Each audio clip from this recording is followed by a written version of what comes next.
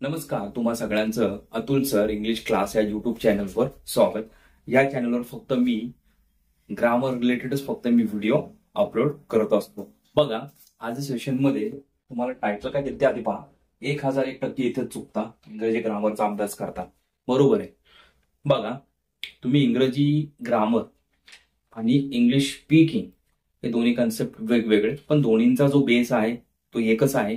पण स्पीकिंग फक्त काय तुम्हाला बोलायचं असतं आणि इंग्रजी ग्रामर म्हणजे काय असतं की तुम्हाला पेपरमध्ये जे 10वी 12वी किंवा 8वी 9वीचे विद्यार्थी असतील त्यांना पेपरमध्ये चेंज वाईज म्हणजे ऍक्टिव्हचं पॅसिव्ह करा, इनडायरेक्ट स्पीच म्हणजे डायरेक्ट असेल तर त्याला इनडायरेक्ट करा, नो सुनर करा, हे जे कन्सेप्ट आहेत म्हणजे तुम्हाला बदल करायचे असतात. काय की त्या वाक्याचा अर्थामध्ये बदल न होता पण तुम्हाला शब्दांची काय करायची, आदली बदली करायची. राईट. पण तसं स्पीकिंग मध्ये नाहीये. तुम्हाला जसं आलं तसं तुम्ही बोला, ते कन्सेप्ट वेगळे. पण ग्रामरमध्ये तुम्हाला काही गोष्टी ह्या माहितीच असणं गरजेचं आहे. म्हणजे बघा, तुम्ही अभ्यास करताना काय होतं की तिथं ज्या चुका करतात तेच तुम्हालाच फाईंड सांगणार आहे मी. पहिला जो मुद्दा आहे तुमचे वर्ब्स. बघा, लक्षात घ्या, वर्ब्स म्हणजे क्रियापद. लक्षात घ्या, खूप महत्वाचा पार्ट आहे. जर तुमची क्रियापद आणि त्यांचे दिले verbs and their past tense. Okay, म्हणजे त्यांचं पास्ट टेन्स म्हणजे V1, V3, V2 आणि V3 हे तिन्ही फॉर्म तुम्हाला तोंडपाठच असले पाहिजे. तरच तुम्हाला त्या वाक्याचा अर्थ काय आहे हे तुमच्या लक्षात येऊन जाईल. तर तुम्हाला चेंजेस कसे करायचे. बघा, काही ठिकाणी तुम्हाला वर्बचं फर्स्ट फॉर्म दिसतं पण चेंजेस केल्यावर त्याचं काय, काही ठिकाणी वर्बचं थर्ड फॉर्म होतं. राईट.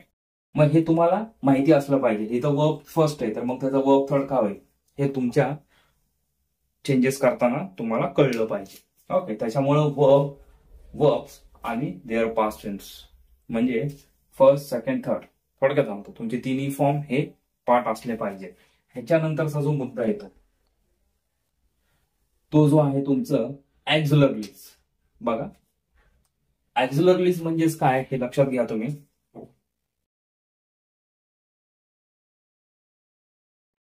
खूप महत्वाचा पार्ट आहे. त्याच्याशिवाय तुमची ग्रामर मधली काहीच होणार नाही, तुमचं एक पान सुद्धा हलणार नाही. ऍक्झिलरीज ह्याचे दोन प्रकार आहेत.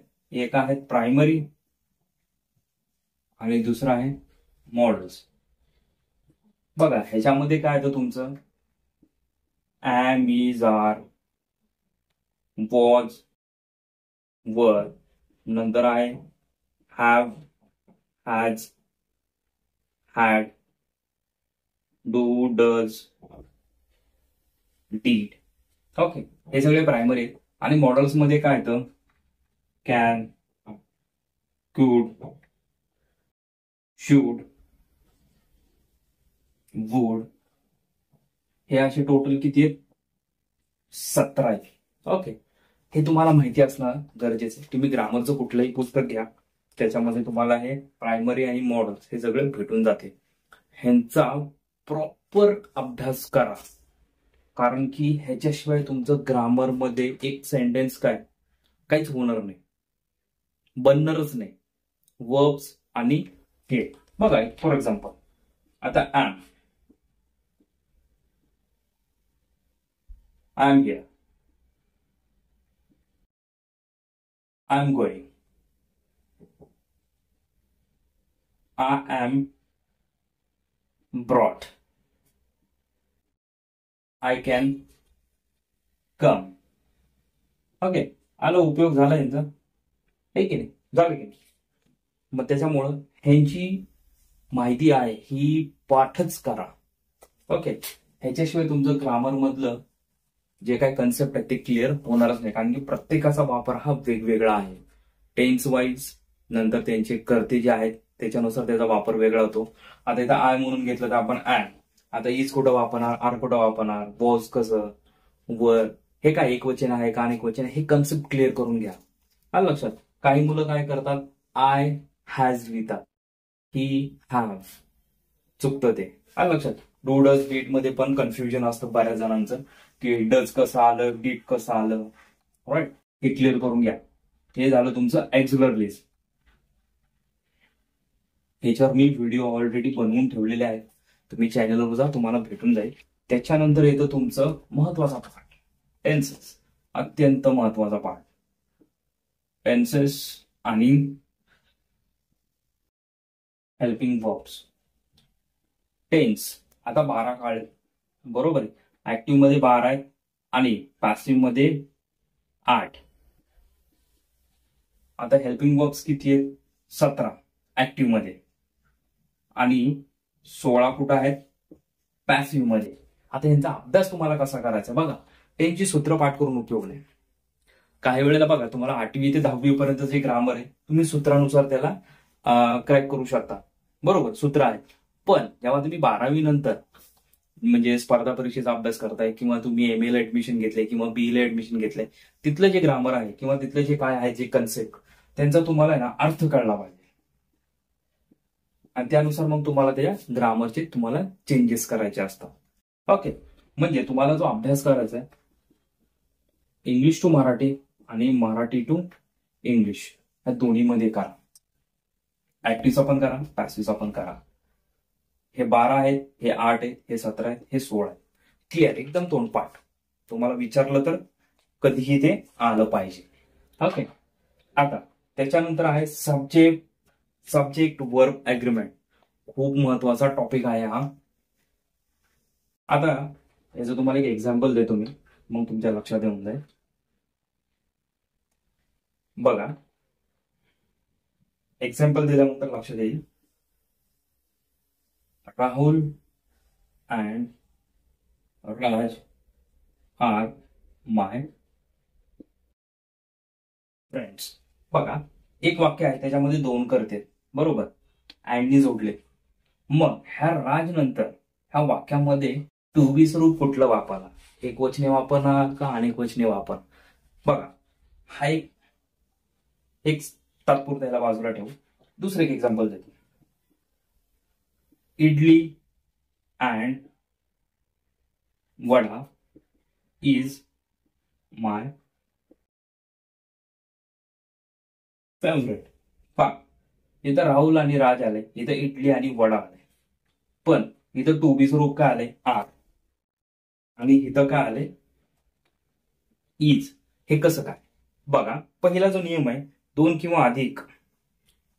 हा, जर वाक्यात 2 कर्ते असल्यास दुसऱ्या कर्त्यानंतर तुम्हाला क्रियापद कुठलं घ्यायचंय ते बघायचंय. बघा, 2 किंवा अधिक एकवचनी कर्ते ने जोडलेले असतील तर त्या वाक्यात अनेक वचनी क्रियापद आहेत. म्हणजे बघा, हाय करता इथं तुम्हाला काय वापरायचंय? आर वापरायचंय. पण आता दुसऱ्या नियमामध्ये, दुसऱ्या वाक्यामध्ये कुठला नियम लागू पडतो बघा. अँडने जोडलेले 2 कर्ते जेव्हा एकच कल्पना किंवा एकच आयडिया जर शो करत असतील तर तुम्हाला इज वापरायचं आहे. आलं लक्षात? ह्याचे एक साधारण 8 नियम आहेत. सब्जेक्ट वर्ब अग्रीमेंट, त्याचा व्हिडिओ मी बनवलेला आहे, त्याचे 2 व्हिडिओज आहेत, पाहून घ्या, तुम्हाला चॅनलवर भेटून जातील. ते नियम तोंडपाठच करा. त्याच्यामध्ये निदर नॉर आहे, नंतर आयदर ऑर आहे, नंतर हे अँड, हे जे काय कन्सेप्ट आहेत हे सगळे त्यामध्ये कन्सेप्ट दिलेले आहेत, मी लिहून दिलेत, ते पाठ करा. कारण कसं होतं की इथं जर तुम्ही चुकले, आता जर तुम्ही इथं इज घेतले आणि इथं आर घेतलं, चुकलं तुमचं सगळं, कन्सेप्टच तुमचा चुकला. बघा, तुम्हाला हे वाक्य जर असं वाटलं की इथं आर आहे, idli and vada are my favourite, right, काय होईल? तुम्हाला इथं असं दिलं इज, स्पॉट द एरर. मग तुम्ही काय करणार? मग कन्फ्युज, म्हणजे तुम्ही काय होणार की त्याच्यामध्ये गोंधळून जाणार, राईट. मग त्याच्यामुळे हे जे नियम आहेत ग्रामरचे हे पाठच करा. कारण की अभ्यास करताना आपण काय करतो की ह्या बारीक चुका आपण बघत नाही. हा लक्षात. त्याच्यानंतर आहे हे जे 8च नियम आहेत ते तोंडपाठच करा. त्याच्यानंतर येऊयात आपण, त्याची लिंक तुम्हाला डिस्क्रिप्शन बॉक्समध्ये पण देईन आणि वाटलंच तर तुम्ही चॅनलवर जा, तुम्हाला भेटून जातील. त्यानंतर आहे काइंड्स ऑफ सेंटेन्स. काय? Types of sentences.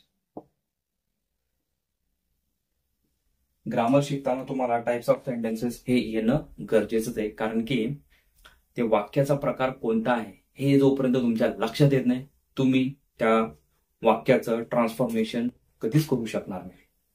त्यासाठी ते वाक्य तुमचं पॉझिटिव्ह आहे का निगेटिव्ह आहे, का वर्बल आहे का WH आहे, का इम्पॅरेटिव्ह आहे म्हणजे आज्ञार्थी, की एक्सक्लेमेटरी आहे. आता ह्या पॉझिटिव्ह निगेटिव्हला तुम्ही काय म्हणणार, असर्टिव्ह सेंटेन्स. नंतर हे वर्बल आणि WH तुम्ही काय म्हणणार त्याला, इंटरगेटिव्ह. हे इम्परेटिव्ह आणि हे एक्सक्लेमेटरी. म्हणजे यांची सुरुवात कशाने होते, क्रियापदाने, आणि यांची सुरुवात कशाने होते, व्हॉट आणि हाऊ ह्या दोन्हीनेच होते. हे तुमचे कन्सेप्ट क्लिअर असले पाहिजे.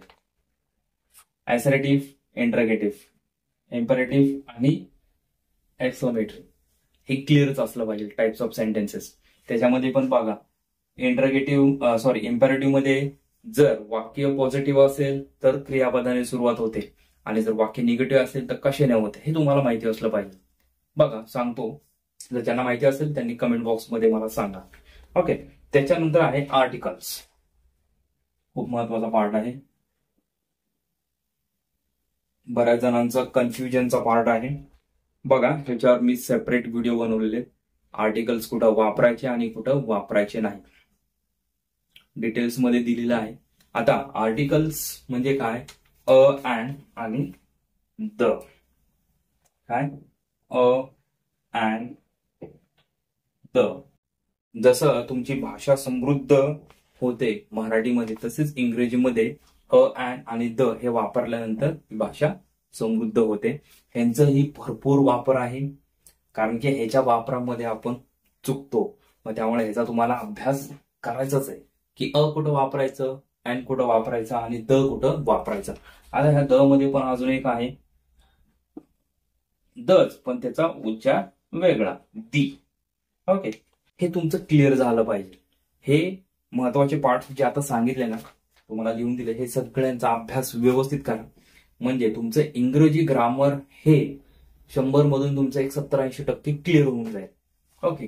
बाकी सगळा जो खेळ असतो ते तुमच्या लॉजिकल, म्हणजे तुमचं ब्रेन कसं आहे, तुमची स्किल कशी आहे त्याच्यावर डिपेंड आहे. ओके. आर्टिकल्स क्लिअर करून घ्या. त्याच्यानंतर शेवटचं आहे तुमचं जेरेड. काय, जेरेड म्हणजेच INGचा प्रकार. Jared, ING. बघा INGचे दोन प्रकार आहेत. एक म्हणजे तुम्ही जे टेन्स मध्ये क्रियाबद्दल ING लावता त्याला प्रेझेंट पार्टिसिपल म्हणतात, प्रेझेंट पार्टिसिपल म्हणतात. आणि दुसरा एक ING आहे ज्याला तुम्ही कर्ता म्हणून पण वापरू शकता, किंवा शब्दयोगी अव्ययाचा कर्म म्हणून पण वापरू शकता. ओके. म्हणजे ते जे वापर आहेत जरणचे, त्याला तुम्ही काय म्हणणार, जेरंड म्हणता. ओके.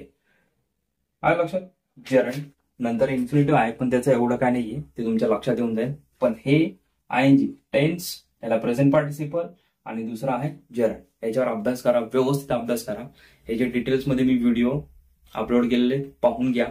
आणि ह्यांचा अभ्यास झाल्यानंतर व्यवस्थित कधी 1 वर्षांनी, 8 महिन्यांनी, 2 वर्ष मला कमेंट करून सांगा की खरंच तुम्हाला फरक पडलाय की. बघा ह्याच्यामध्ये काय डाऊट असतील तर कमेंट बॉक्समध्ये कमेंट करा, आणि पुढील सेशनमध्ये आपण असंच एखादा काही ग्रामरचा कन्सेप्ट घेऊन येऊ. तोपर्यंत जय हिंद, जय महाराष्ट्र.